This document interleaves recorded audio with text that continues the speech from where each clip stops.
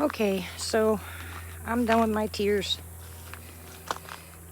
Thank you all for your wonderful comments. I I do understand that it's only things. I honestly can't tell you guys that that was what my tears were for. I think it's just the fact that it's overwhelming to a degree, you know. Because listen, I know I've told you guys this before, but when we moved from that big house, I had no problem moving from the big house. I wanted to move anyway. But we gave away everything. I mean, absolutely. Didn't sell a thing. We gave away everything. I mean, every stitch of furniture. I mean, beds and refrigerators and stoves, and anybody who needed anything, they could have it. Because I am the last person that hoards. I can't stand it. And we were really shocked at how much stuff that we actually gave away.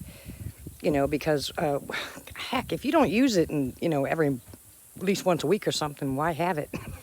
I'm not one of those people that say, we might need that somewhere down the line, except for my medical stuff that I had been salting away for years in the event of crap hits the fan type stuff. Because medically, I wanted to be prepared. Well, all my books are destroyed that I was hoping that I could give people that could help them out, but that's okay. I can replace those. I'm not even worried about the furniture because I know someone can take that furniture and restore it. I mean, that's not a big deal. I'm not taking it with me. So rest assured, my treasure is not in this. I promise you, that's not where my heart lies. I promise you. It's just, like I said, everything is broke. And it's just hard to put things together. It's hard to go through this stuff and know what to put where, because like I said before, we don't have any answers. And I think that was just my problem today. It's just we still don't have any answers. I know they're taking the truck, and my husband called them and we were talking to them. I was listening, and they said that sure, we can buy the truck back, but they're not going to pay it off. So that means basically we'd have a truck that has a note, basically a garbage title that we would have to pay off still and then repair.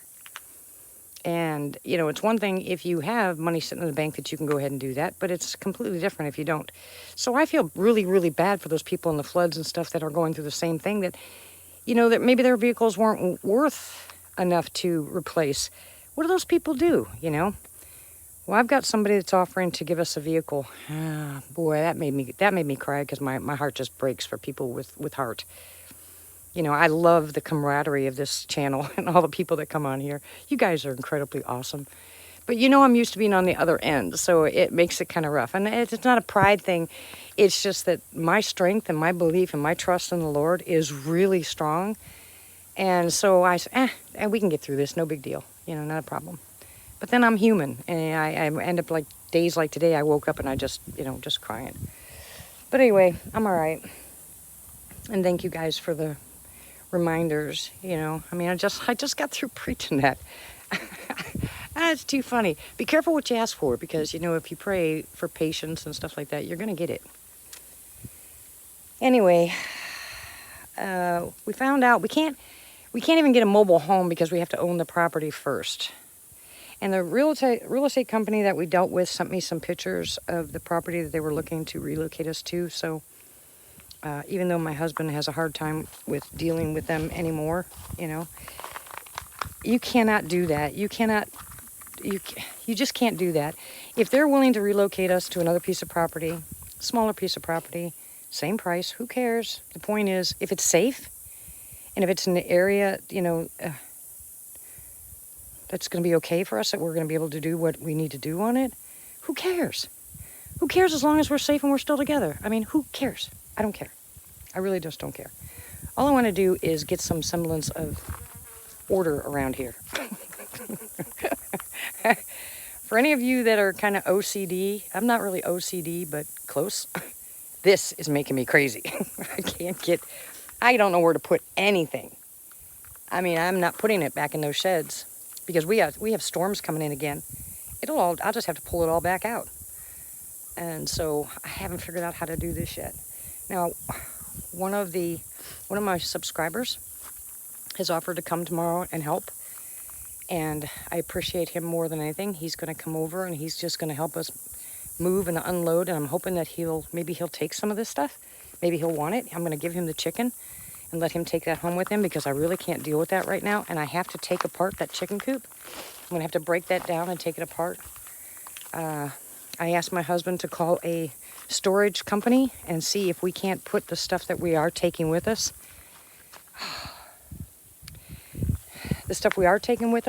to go ahead and put, into storage. And we don't need a very big one. But we can get some of this stuff out of here so it'll be easier to move and easier to go through. And when we need to, we just load it up in the back of that little puddle jumper car and put it in the storage. It'll be all right, right? And I get to redo that. I'm going to redo the poor puppy's dog pen. I'm crazy. Anyways, I'm sorry. I apologize. I didn't mean to hurt anybody this morning and make you upset. I'm just human. It just a little bit overwhelming. And the crew that was supposed to come didn't show, so it's just a little bit more extra stuff that we're going to have to do that I was hoping that we would have a little bit of help getting done. Like I said, that's all right. My son did come out and he took care of some of the bigger, major stuff. We did empty out the truck and get everything out of there, ready for them to take it. Everything that they're going to take is ready to go, except for the RV. And they did tell us, he said that the reason they haven't come and got it is because, in fact, we told them we have no place to go. So they're going to leave us with the RV until we have alternative housing. But they're giving us a timeline. So I think the sooner we find a piece of property and get some of this stuff gone and sign the paperwork, and I know if we go with the realtor that we're dealing with now, he'll give us time to get stuff moved, because don't forget, once we sign the paperwork, they're going to have to dig a well, they're going to have to bring electricity to the property. So, and then I have to call the shed companies and see if they'll come take the sheds and move it to the new piece of property. I'm not real sure about any of that yet. But like I said, guys, the only reason I kind of fell apart is just not having any answers, I really don't care about stuff. I never have. I'm not built that way. But you work hard for the things you pay for, and it is hard to lose them because of something like this. People out there have lost their homes burnt. Now, that's not even this. You can't even see this stuff here. There's stuff here. And I've been in a fire before where we've lost everything. The people in those fires, there's nothing left. There is nothing left. Cinders. I've been there too. So I'm not complaining. I'm whining. I'm being silly, whiny baby, just having one of those days. Dang it, fly, Rama. And I ask you to forgive me. Because it'll be okay. I know it'll be okay. It's not a matter of poor me, because it's not poor me. I just feel kind of dumb. Look at the garden. Oh, I love the Lord. He is so cool. Everything's still growing. Look at this mess.